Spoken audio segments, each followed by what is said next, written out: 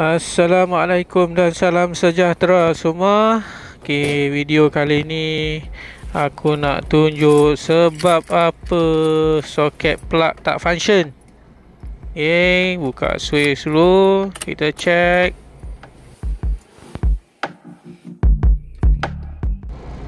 Right, ni Android player yang aku pasang itu.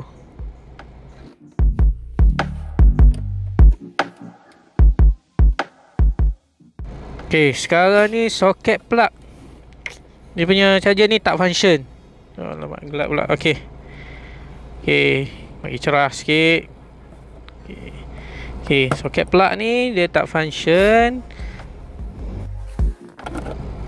Punya soket plug ni kalau aku masuk ni sepatutnya ada keluar dia punya LED kat sini. Tapi ni langsung tak ada apa-apa. Aku nak try lagi satu soket plug ni. Ni USB charger. Tukar. Sepatutnya dia menyala lampu dekat sini atas tu. Atas ni sepatutnya dia menyala. Sekarang ni tak ada. So apa yang korang perlu buat adalah kita check dekat dia punya fuse. Alright, ini tepi sini fuse dia.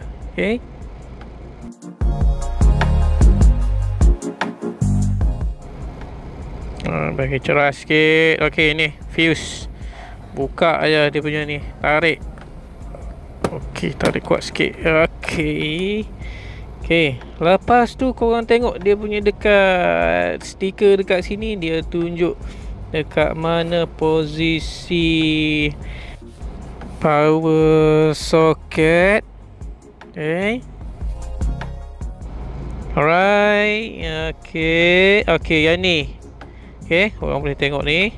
Korang boleh check korang punya dekat kereta. Ini aku dah beli dekat DIY. Dia punya fuse.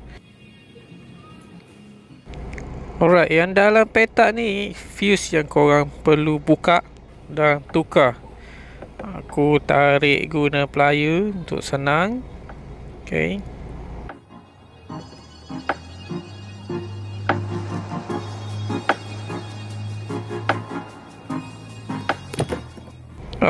Dah terbuka. Nanti korang boleh tengok dia punya fuse tu. Kat sini korang boleh nampak dia punya fuse dah terputus dalam bulatan ni. Dah terputus. Jika nak dibandingkan yang sebelah kanan tu yang elok punya, yang baru, sebelah kiri tu yang sudah rosak. Right, dekat atas sini korang boleh tengok dia punya number. Dia tulis 20, sama dengan dekat stiker yang dia tunjukkan tu. So sama juga dengan yang ni, yang asal punya 20.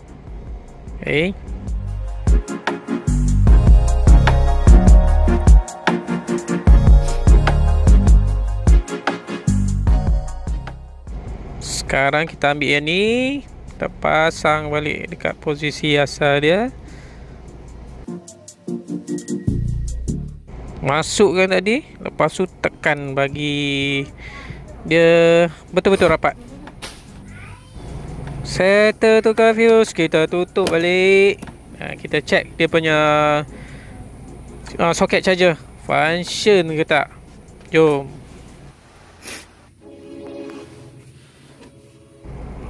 Mari kita tengok dia punya soket ni function ke tak. Bila aku masuk, sepatutnya LED akan menyala. Alright, ini dah sudah menyala. So maknanya dia punya fuse tak dirosak. Kita tengok lagi satu nanti. Right, kita try lagi satu ni. Sepatutnya dia menyala kat sini, lampu warna hijau.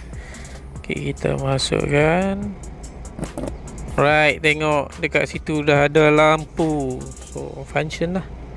So dia punya USB soket ni tak rosak. Nampak bila tutup tu nampak menyala kan. Tengok, kita pasang balik. Okey, elok, cantik. Lagi satu ni. Alright, function. So problem dia fuse.